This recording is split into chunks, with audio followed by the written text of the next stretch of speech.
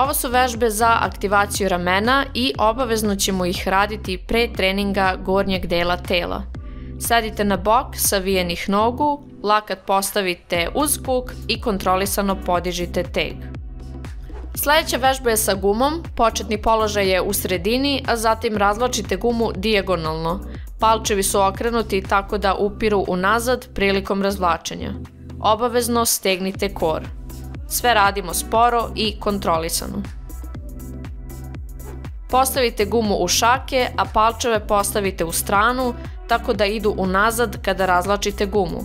Guma ide direktno na grudi, ruke su samo blago savijene u laktovima. Uvek zadržite malo u krajnjem položaju. Prebacivanje gume je također važno za mobilnost ramena i otvaranje grudi. Ruke su prave i ne savijamo laktove, prebacujemo gumu preko glave i skroz nazad i dole, zatim je vraćamo preko glave napred.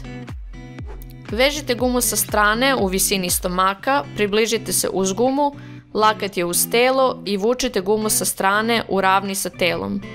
Ove vežbe su važne i potrebne kako bismo dobro zagrejali ramen i pojas i poradili na mobilnosti ramena.